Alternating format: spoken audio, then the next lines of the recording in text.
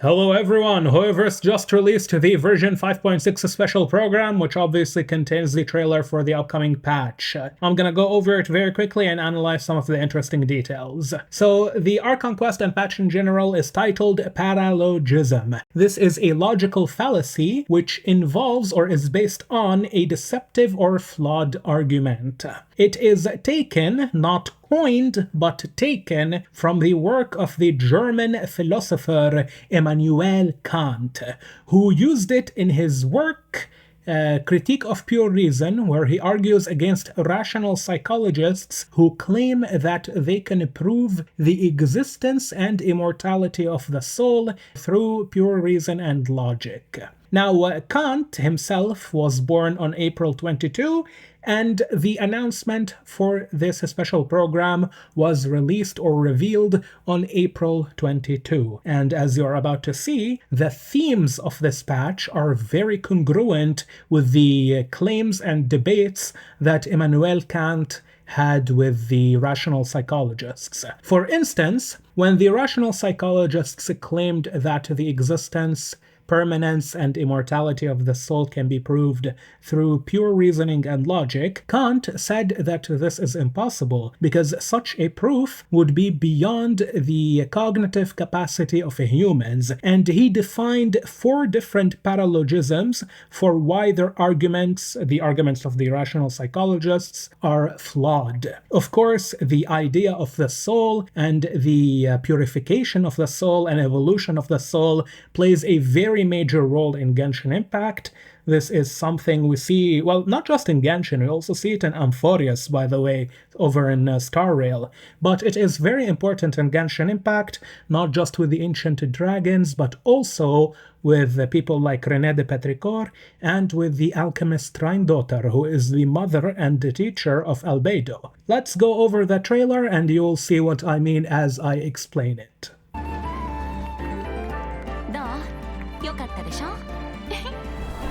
You know what? I'm gonna skip over this part, it's not very important. I'm gonna briefly mention the new character Escoffier. There she is. She is a chef from Fontaine. She is a cryo. She is a healer. She can heal with her ultimate, which, by the way, her ultimate also has a very fat multiplier, so it does big damage. She is a sub-DPS, which means she does damage off-field, similar to Yelan and Furina. It is stated in the this special program that Escoffier does a lot of damage. It is specifically and explicitly stated by the voice actors. And on top of that, she can also shred Hydro and Cryo resistance. So she is niche, she is limited to Hydro and Cryo, similar to how Nilou is limited to Dendro and Hydro, but she is, unlike Nilou, she is actually really good. We are similar to Chevreuse. She significantly improves the performance of freeze related units. So she will be a buff for characters like Ayato, she will be a buff for characters like Ayaka, and she herself will be a very strong unit. Once again, she is a chef, she can cook, she can shred elemental resistance by a lot, more than Kazuha and Shilonen. She does a shit ton of damage from off-field, which is a very useful utility. She can heal, she can do your taxes, she can calibrate a spectrophotometer if you want to do some chemical analysis, she can land a 4-engine plane, and heck, you know what? She can also give you a back massage every Saturday. I will take that one. So yeah, needless to say, Escoffier will be a very, very strong character. So I'm probably going to get her for Ayato because I like Ayato. Other than that, hopefully she will be important lore-wise. I don't expect much though. This is clearly her story quest. I hope this is not going to be Shangling story quest 2.0, because if you guys recall, Shangling is a chef, and her story quest was a cooking competition with another chef from Mondstadt. This seems to be Shangling 2.0, but in Fontaine. It's so funny. And by funny, I mean in a ridiculous manner, not in a good manner. We've got Ifa. He will also be an Animo healer. Unfortunately, he is a 4-star, which does not bode very well. Because here's the thing. Being a 4-star is not bad on its own because you have characters like Chevreuse, you have characters like Ian-san, who are absolutely insane units. Even characters like Sethos, and there's also Gaming, a very good 4-star. Unfortunately, if you are a 4-star, it's like flipping a 50-50 coin in this. Well, not 50-50, it's more like 80-20. 20% are gonna be good, and then you're gonna have the Kaves and the Candices and all of those other trashy units of Genshin, the Chongyuns. Actually, Chongyun is better than Candice and Kave, but you get what I mean. Hopefully, Aoife will be good. We also have the little helper, Aoife's little helper, Kukuku, I think his name is. He is going to be meeting Neuvillette. Neuvillette is an ancient dragon. Kukuku is a Saurian. According to Kukulkan, Saurians are a regressed form of ancient dragons. They are, I guess, less evolved, quote unquote, than ancient dragons. So this interaction will be funny because Kukuku, I hope I am saying his name correctly. I might be completely off base. But Aoife's helper, it has a very limited vocabulary, and Neuvillette is a ancient dragon who takes a human form and can talk to Vishaps. I think Neuvillette can talk to Vishaps, so his interaction with this guy should be funny. And Riesli is obviously there, I'm assuming. Oh yeah, in the version program later down the line, they do say that Riesli will teach Aoife's friend a few new words. Anyway.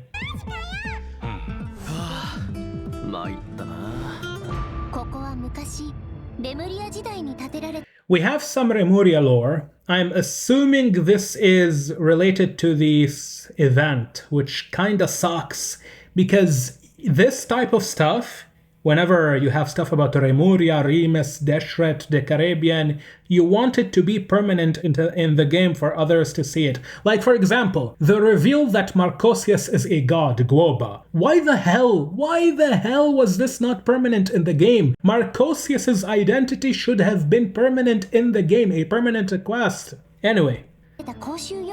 Unless this is taking place in Escoffier's story quest. However, I am not very hopeful about that.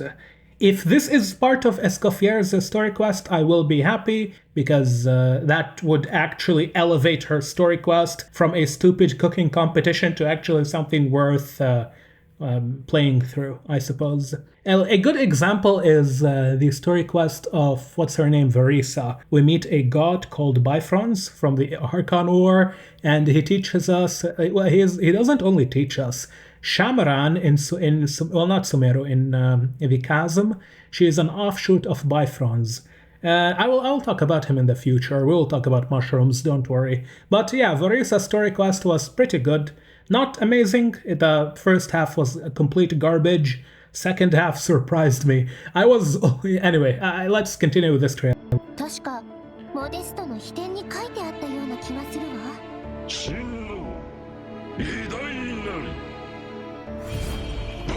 It's interesting that this soldier, Remurian soldier, still wants to destroy the barbarians, because I thought that these guys were under the influence of Phobos, which is Remus's Grand Symphony, after Phobos went rogue and sent everyone in Remuria into a state of madness where they had to kill and eradicate and effectively genocide everyone who was not a not Fontanian, but specifically a stone warrior Fontanian like them. So now that we have destroyed Phobos with the help of Cassiodor, I wonder what drives these people, because it should have been Phobos, the one who controlled them. This is very weird. I wonder if this is part of the event, the limited time event, or if it is part of Escoffier's story quest. I hope it is part of Escoffier's story quest, just for the sake of lore.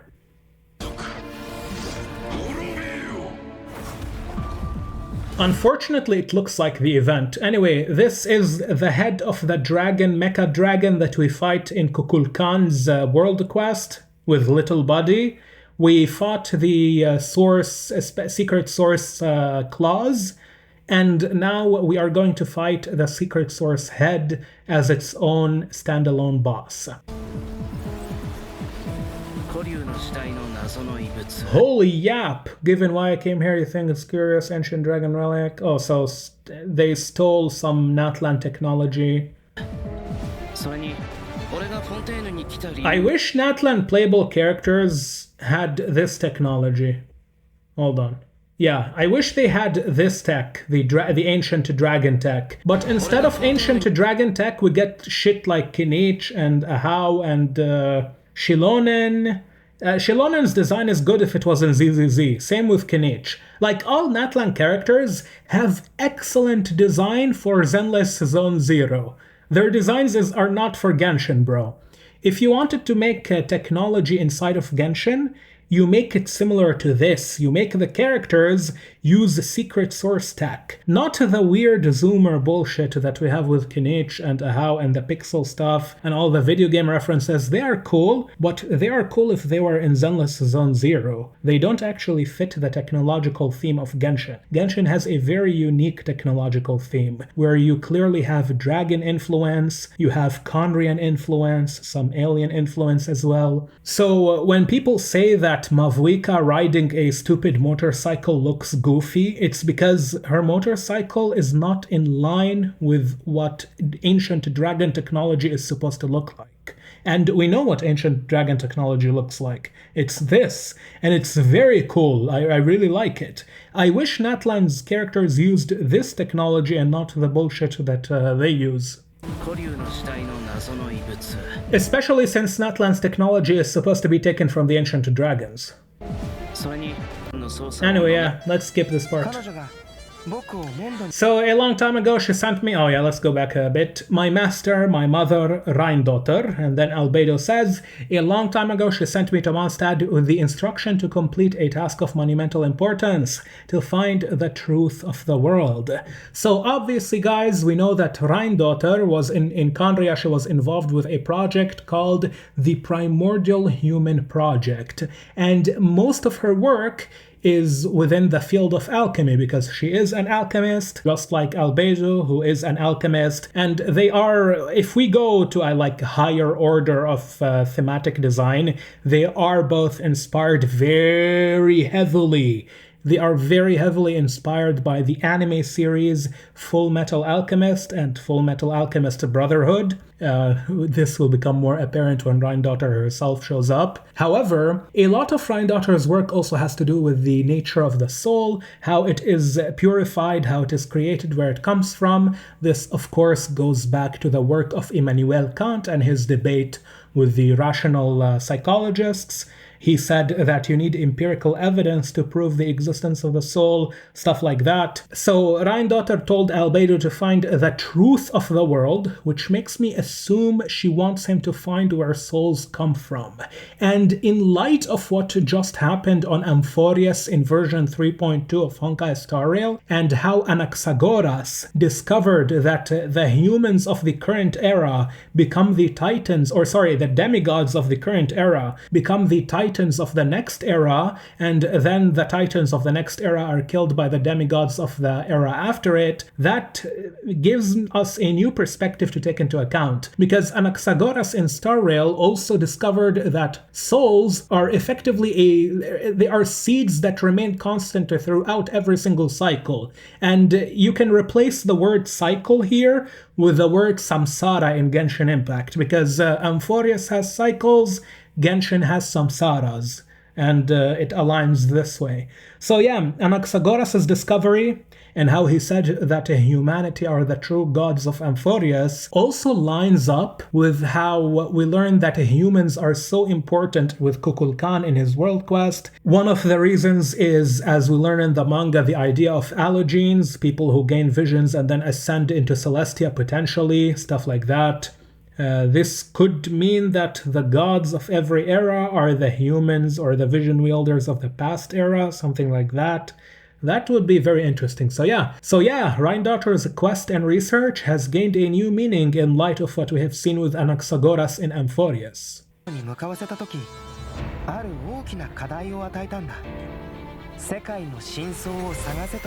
You have to obviously take into account that Anaxagoras is also a alchemist.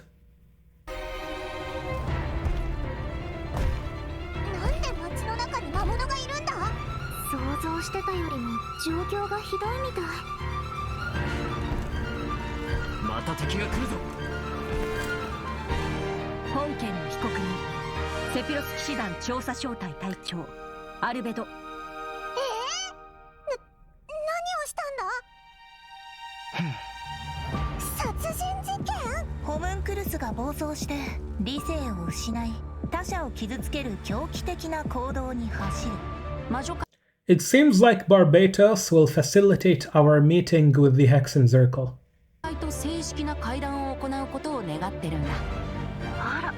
Yeah, you can see it switches from Barbatos to Albedo, and he is right in front of Alice. You can see Alice over here getting ready with her chessboard, and she says, "Oh, and which brave soul is it this time?" This is the new weekly boss. It consists of, as far as I have seen, 2 phases.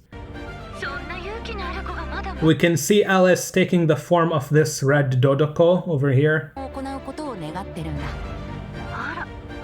Yeah, so you have the Dodoko with the red witch hat, that's Alice.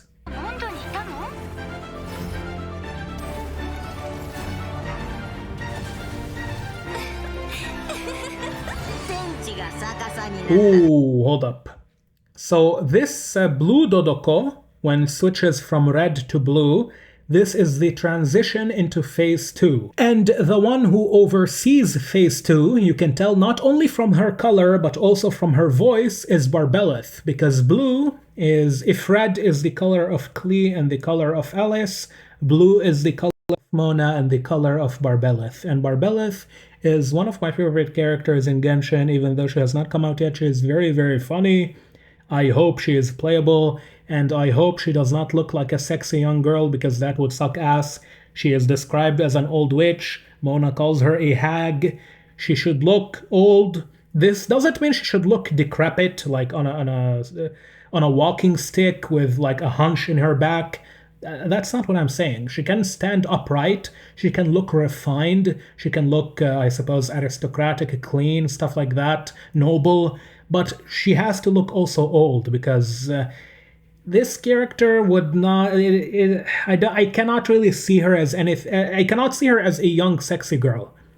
Unfortunately, though, Hoyoverse would rather make a random hot chick like Chiori and Escoffier and sell them, rather than make a cool design like, for example, old Piero. Hopefully Piero becomes playable. If Piero is not playable, I will morb. If they release characters like Piero and Barbeleth who look old, hopefully, then that would provide the game with more design variety. Also, Pulcinella. Well, Pulcinella is semi-confirmed, because he is... Pulcinella is the one who represents Snezhnaya in the Tevat Travail, and every single character from the Tevat Travail has been playable. Dainsleif, the final one, is also confirmed to be playable. So if every single one, including Dainsleif, is playable, then Pulcinella should also be playable. And they did make a new model for Pulcinella, by the way. If you guys remember Mausau, the kid whom Shabalanki possessed, this new model, like I said when they make Pulcinella, they will have to give him a new model. He cannot use a Klee's model. I don't know why some people thought he was going to use a Klee's model. They made a new model for Pulcinella, which is the small boy model. They need to just tweak it a little bit, give him a mustache and a long nose, and that would be a playable Pulcinella for you. So I hope these type of characters become playable. Barbeleth especially. With Barbeleth being a very specific one, I really want to play this character. She looks really cool.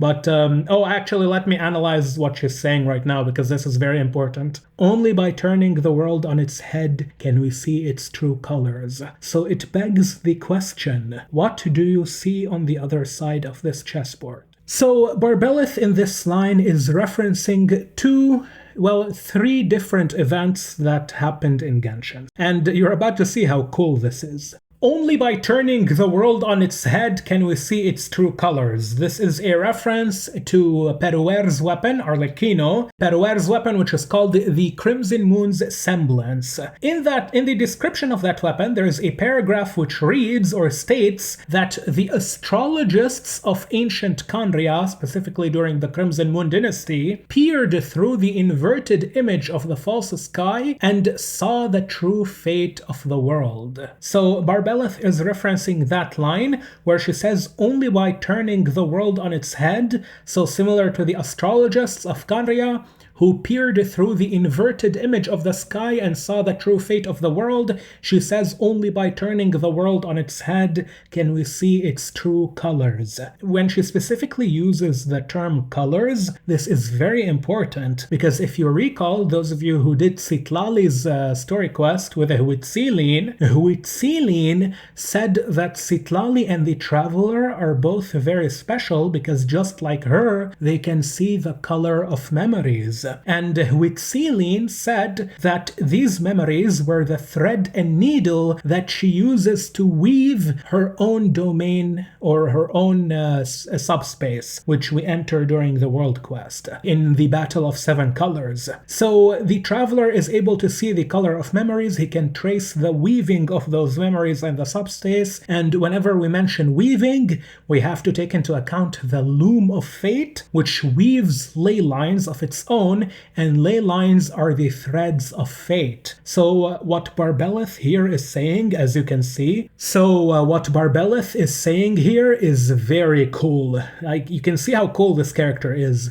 She is referencing Arlecchino's weapon, the Crimson Moon Semblance, and the history of the Crimson Moon dynasty, which makes me wonder if she was one of the astrologists who were branded as heretics from the Crimson Moon's era. Because those astrologists who peered through the inverted image of the false sky were branded as heretics by the Crimson Moon sages who did not want them to quote-unquote corrupt the mind of the Mad King. Of course, the king of the Crimson Moon dynasty was already insane and he was being used as a pawn by the by the sages. So Barbeleth is referencing those people. I wonder if she is one of them from Kandria. She is definitely from Kandria. I wonder if she belongs to the Crimson Moon dynasty though. It doesn't mean she has Arlecchino or Peruer's X eyes, because Peruer's X eyes seem to be related to her bloodline. I don't think Barbeleth has those, but she might be from that era, maybe. Or perhaps she just studied their work. That is also a possibility. But Barbeleth is also referencing Huitzilin's work. Well, not directly, but she is referencing the same concept. She is referencing the same concept, which is seeing the true color, seeing the color of memories, that special color that Huitzilin used as a thread and needle to weave her subspace. In the Battle of Seven Colors, which the Traveler and Citlali can see, the idea of weaving colors, the color of memories, this all relates to the ley lines, which the ley lines, according to Yuvaltekuten, the angel, the ley lines are a realm of dreams and memories, and they dictate fate. Overall, super cool line from Barbeleth. And then she says, so it begs the question, what do you see on the other side of this chessboard?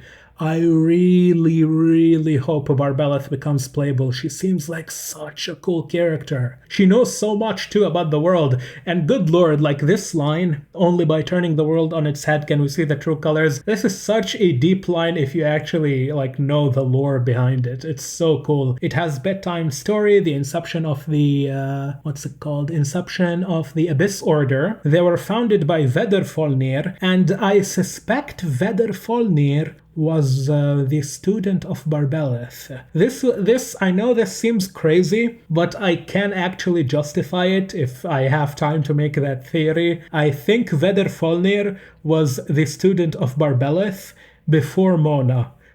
That would be so cool if it actually turns out to be true. So yeah, let's keep going. Let's keep going. But do you guys see how cool Barbeleth is? I really hope she is playable. Good lord though, they are not. Hoyoverse refuses to make old characters playable.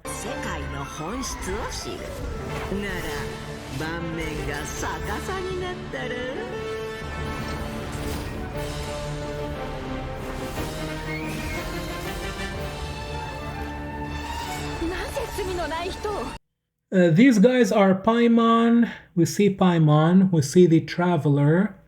We see some random NPC at the very back. Who the hell is the one in the middle? Is this Shilonen?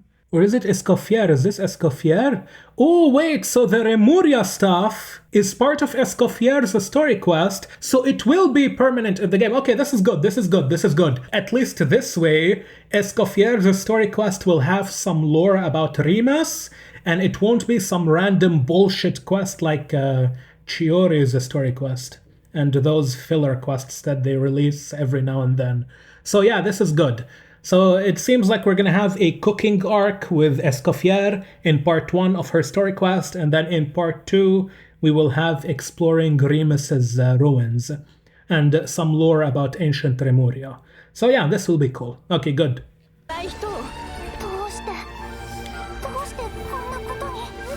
Also, look how cool the transition. So at first in phase 1 you have Alice and the Hexen Circle, and then you transition into phase 2, you have Barbelith. So Barbelith oversees the battle with the Red King and the Red Queen. Or is it White King and Red Queen? Let me check.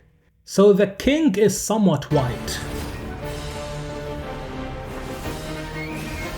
To be fair though, the king is also red. They are both red and white, so it is both Red King and Red Queen. The reason I'm specifically concerned with the idea of color, it is because the magnum opus of alchemy, the creation of the Philosopher's Stone, which is red. If you guys saw my previous video about Amphorius's 3.1 chapter, where Anaxagoras created a Philosopher's Stone out of his own heart and gave it to Castoris so that she could revive Pollux, the color of Anaxagoras' Philosopher's Stone was red. Similar to the king and the queen here, they are also red.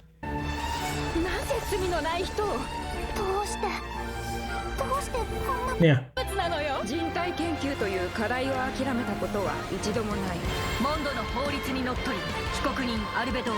wanna go back. What does Paimon say here?